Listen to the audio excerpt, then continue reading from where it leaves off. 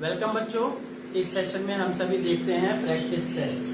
ठीक है, तो प्रैक्टिस टेस्ट आशा करते हैं कि आप सभी ईमानदारी से दोगे। सबसे पहले देख लीजिए क्वेश्चन पेपर। बच्चों इस वीडियो को पॉज करके आप क्वेश्चन पेपर नोट कर लीजिए, फिर उसके बाद आंसर लिखिए, सॉल्व कीजिएगा। तब उसके बाद क्या है, मार्किंग स्कीम के साथ मैच करिएगा। ठीक, तो अब देख लीजिए, state and formulate current density. Second question is state maximum power transfer theorem. Third is how does resistivity of metals changes with rise of temperature. Fourth is how is terminal voltage different from electromotive force. Fifth is define drift velocity, also deduce formula for this. ठीक, तो and sixth one is state and deduce the Ohm's law. ठीक, और बच्चों ये बहुत important question है, अक्सर आता भी है, और ये दोनों न्यूमेरिकल्स भी बड़े अच्छे क्वेश्चन है। ठीक है, ध्यान रखिएगा। तो अब ये है क्वेश्चन नंबर 7 में देख ही रहे हो, ये ग्राफ है। This is the VI graph for 3 cells connected in series to a resistor. Calculate the EMF of each cell. For what current I will the power dissipation of circuit be maximum। किस situation में current power maximum होगी। और question number 8 है, ये दोनों 3 marks के हैं। Sorry, this one is of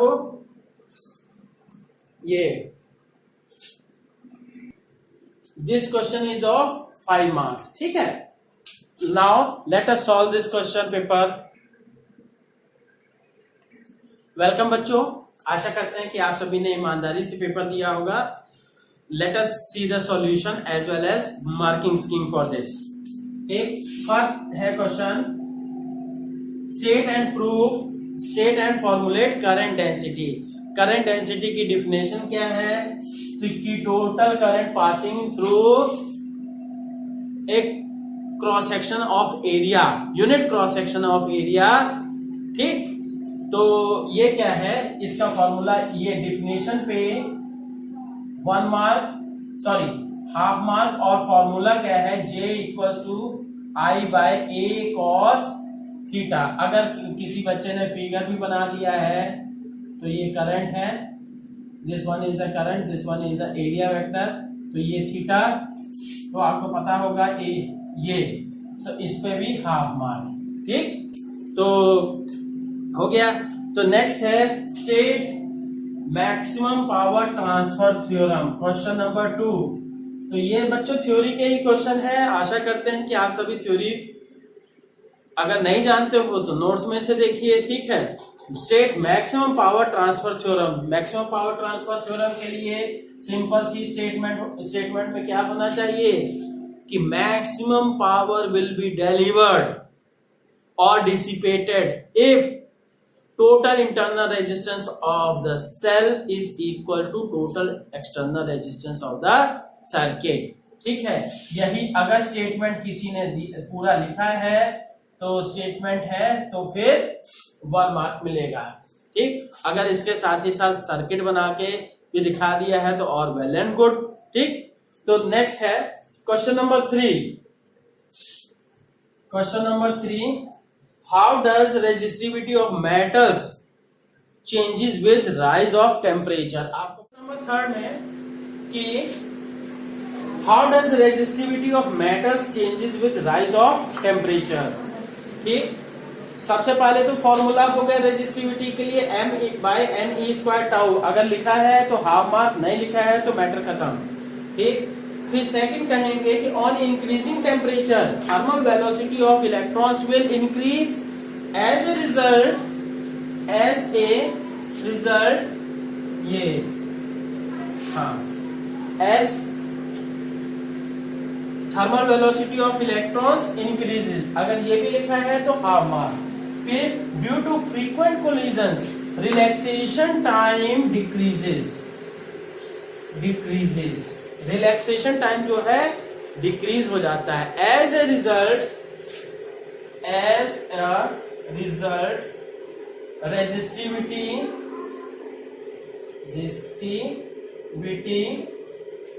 increases. ठीक। अगर ये रिलैक्सेशन टाइम की भी बात किया है तो हाफ मार्क, और रेजिस्टिविटी की भी बात किया है तो हाफ मार्क। ठीक है, तो टोटल मिला के अगर पूरा कंप्लीट लिखा है तो 2 मार्क्स। ठीक है, नेक्स्ट है define drift velocity, also deduce formula for this.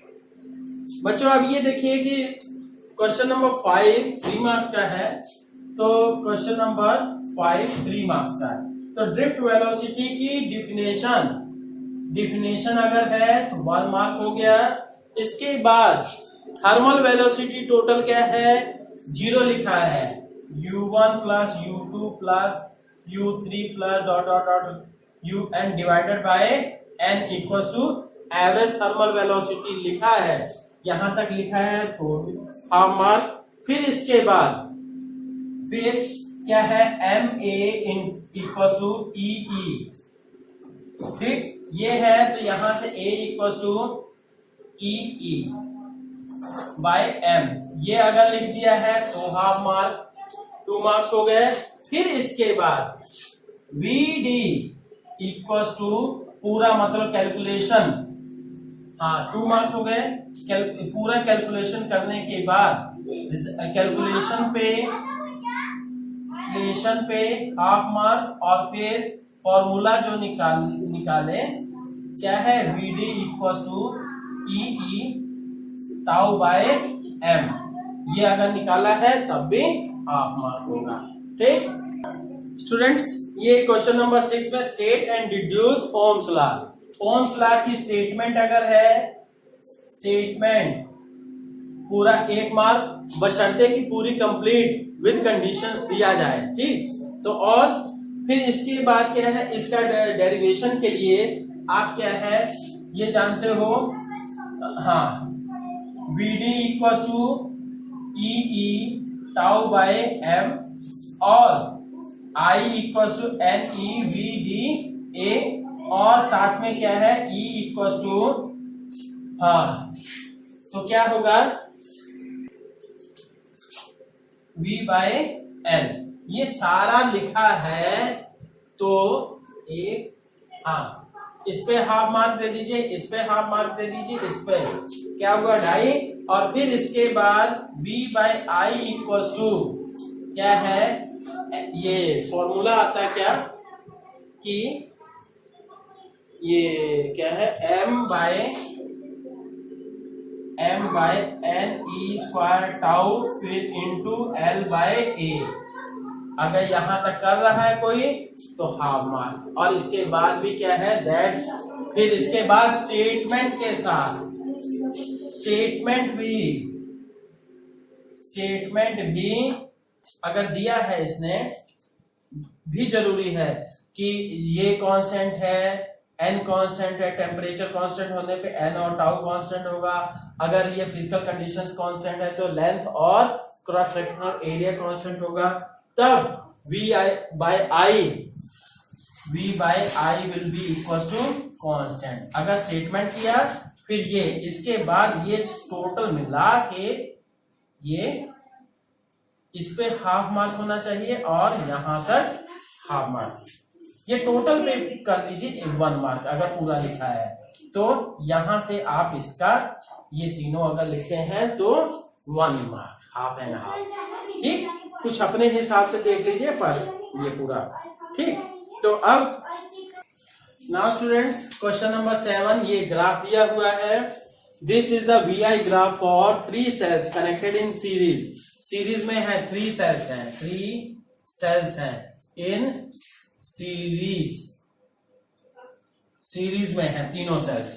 ठीक, तो अब कहा गया है calculate the EMF of to each cell. तो आपको पता होना चाहिए कि open circuit voltage will be equals to the EMF। तो ओपन सर्किट मतलब if I is equals to 0 then E will be equals to V, तो EMF इक्वल्स टू क्या हो जाएगा 6 वोल्ट ही। ठीक है, तो पर क्या है, सिंस 3 सेल्स इन सीरीज, तीनों सेल्स क्या है सीरीज में है, तो तीनों आइडेंटिकल लगभग बोल रहा है इनडायरेक्टली ही। तो ये क्या है तो यहां से 3E1 कर लेते हैं, तो क्या हो जाएगा, हर एक सेल का ईएमएफ क्या है, तो 6, तो E1 will be equal to 2 volt. ठीक है, तो यहां तक आया। फिर इसके बाद हम बात कर रहे हैं, for what current I will the power dissipation of circuit be maximum. Circuit का पावर मैक्सिमम कब होगा, तो आपको पता होना चाहिए कि for maximum power dissipation, maximum power dissipation के लिए क्या होता है, total internal resistance must be equal to total external resistance. तो टोटल इंटरनल रेजिस्टेंस निकाल सकते हो, कैसे निकालोगे, क्योंकि आप यहां पे क्या है 3 वोल्ट दे रखा है, क्योंकि आप जानते हो कि E equal to V minus I into R, तो इस बेसिस पे क्या है R, ये इक्विवेलेंट है, ध्यान रखिएगा, R इक्विवेलेंट आया, तो ये इधर तो V माइनस, सॉरी ये प्लस होता है, तो यहां से E माइनस V बाय आई। तो इस सिचुएशन के लिए हम ले लेते हैं, तो R equivalent will be equal to 3 volt, ये ईएमएफ कितना है 6 वोल्ट है, वोल्टेज कितना है 3 वोल्ट है, और I की वैल्यू कितनी है, I is equal to 1 ampere. ठीक है, इसके करस्पॉन्डिंग, तो यहां से हम क्या निकाल दिए 3 ohm. R total internal resistance is 3 ohm, तो क्या होना चाहिए, फॉर मैक्सिमम पावर ट्रांसफर या for maximum power dissipation the external, लिखोगे फॉर मैक्सिमम पावर डिसिपेशन, ठीक, total external resistance should be equal to 3 ohm. तीनों का ये टोटल एक्सटर्नल रेजिस्टेंस 3 ओम होना चाहिए। ठीक है, तो बच्चों अब ये है, इसमें मार्किंग कैसे करनी है देख लीजिए, कि 3 सेल्स इन सीरीज है, ग्राफ वगैरह हो गया ये, तो यहां से इस पे हाफ मार्क दे दिया गया, ये निकाला, और फिर हाफ मार्क इस पे भी हो गया। फिर इसके बाद क्या है देख रहे हो, मतलब तीनों का ये वोल्टेज हमने हाफ, ये 6 वोल्ट दिया कंबाइंड का, फिर इसके बाद एक सेल का वोल्टेज निकाल दिया, हाफ मार्क हो गया। फिर इसके बाद ये जो फॉर्मूला दिया है सेल का, ठीक, इस पे हाफ मार्क। फिर इसके बाद क्या है, यहां पे हम ये क्या है हाफ मार्क कर देते हैं, जो R इक्विवेलेंट निकाला। फिर इसके बाद स्टेटमेंट पे क्या है 1 मार्क कर देते हैं, क्योंकि 3 मार्क्स का है, 1 2 और ये 3 नंबर। ठीक है, या तो इसके बाद ये भी कहिए, ये स्टेटमेंट इसकी आधी और हाफ मार्क इस पे टोटल एक्सटर्नल रेजिस्टेंस, मतलब statement maximum power transfer theorem की स्टेटमेंट भी कुछ थोड़ा सा शॉर्ट में ही होगा, पर अगर लिखा होगा तो मिलेगा, नहीं लिखा होगा तो नहीं मिलेगा। फिर इसके बाद total external resistance equals to total internal resistance that is equals to that must be equal to 3 ohm. ठीक है, तो नेक्स्ट देखते हैं। अब देखते हैं स्टूडेंट्स क्वेश्चन नंबर 8 कि यहाँ पे दिया है कि 2 सेल्स हैं E1 और E2 ऐसे, और इस तरह से कनेक्टेड है, पॉजिटिव से कनेक्टेड है, फिर नेगेटिव से। ठीक है, ध्यान रखिएगा।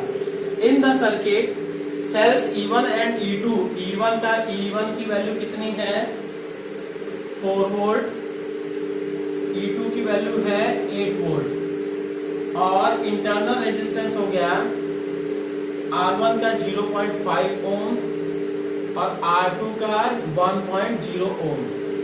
ठीक है, respectively calculate the current in each resistance.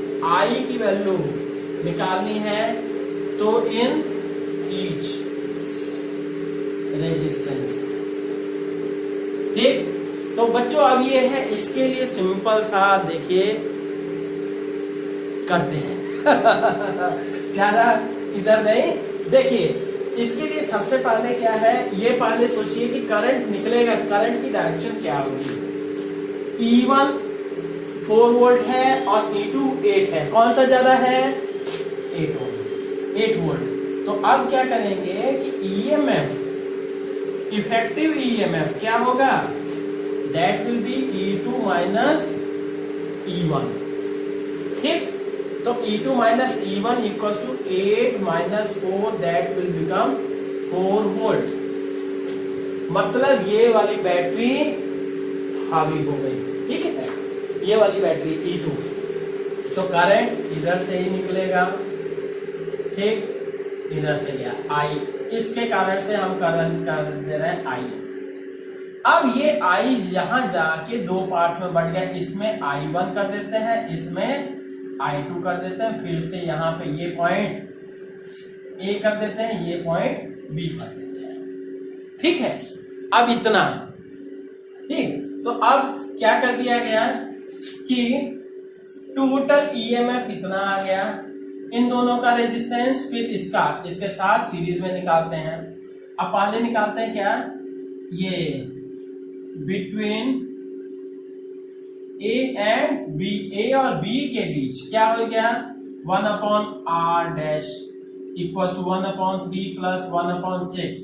तो 3 और 6 का एलसीएम क्या आ गया जी, 312, मतलब 60। ठीक, तो अब 6 में 2 प्लस 1, 3/6, तो r डैश विल बिकम, ये r डैश विल बिकम 2 ओम। ठीक है, इसको उलटना भी है, रिवर्स है, ठीक है, इनवर्स है इसका।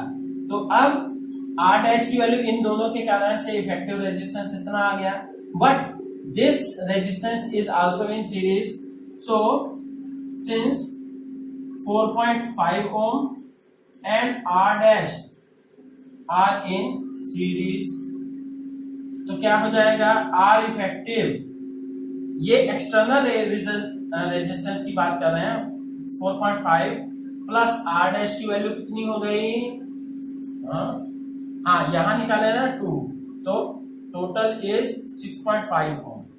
ठीक, अब देखिए यहां तक आ गया। अब इसके बाद टोटल रेजिस्टेंस या कहिए ऐसे, इसकी बजाय हम कर सकते हैं I is equal to E effective by वो क्या है R इफेक्टिव, ये एक्सटर्नल प्लस R इफेक्टिव, ये टोटल इंटरनल क्या है, R1 R2, ये दोनों ऐड हो जाएंगे, और यहाँ पे R इफेक्टिव की वैल्यू कितनी है, दैट बिकम्स, या तो यहाँ पे निकालिए या तो यहीं पे कर दीजिए, E2 minus E1 by R effective की वैल्यू 6.5 प्लस ये 0.5 और ये क्या है 0.5 प्लस 1, तो ये दोनों कर दिया गया, इसकी वैल्यू 4 आ गई, और यहाँ पे 1.5 हो गया और 6.5 मतलब 8 ओम। So you can say I will be equals to 4/8 means ये 0.5 एम्पियर। ठीक, तो अब कहिएगा current through 4.5 ampere ohm will be this resistance, इसमें से 0.5 एम्पियर करंट फ्लो होगा। ठीक है, तो अब हाँ, तो अब देखते हैं क्या करना है कि ये तो हो गया। अब नाउ ये करंट थ्रू दिस, ये 4.5 ओम के थ्रू करंट 1.5 निकला, तो अब नाउ वोल्टेज या कहिए potential difference across A and B, A और B के अक्रॉस पोटेंशियल डिफरेंस कितना आएगा, that will be equal to V equal to I into R dash. इसमें से टोटल करंट क्या है, I है, यही करंट तो इस पूरे सेगमेंट से जा रहा है I, और फिर इनका इफेक्टिव रेजिस्टेंस क्या है R डैश। तो यहां से 0.5 इंटू 2 तो क्या आ गया जी 1 वोल्ट। ठीक 1 वोल्ट इसके अक्रॉस आया। तो अब यहां से आप क्या है करंट I1 निकाल सकते हो I2।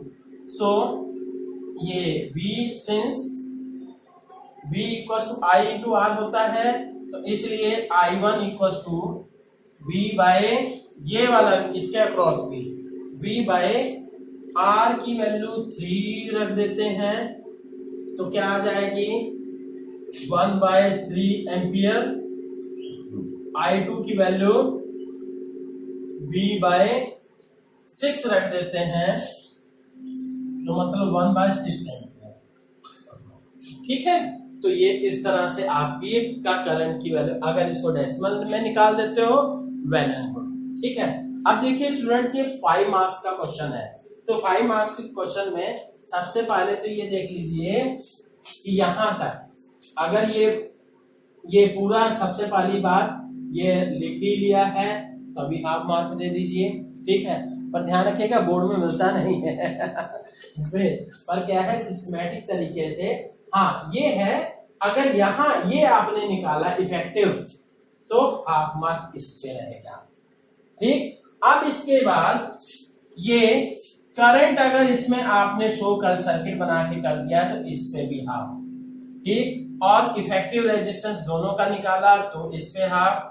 फिर इफेक्टिव रेजिस्टेंस पूरे का निकाला तो इस पे हाफ। कितना हो गया 1 2 और ये 3 4 मतलब 2 मार्क्स कर दिए। ठीक है तो इसके बाद क्या है ये फॉर्मूले के बाद ये करंट निकाला तो 1 मार्क 1 मार्क।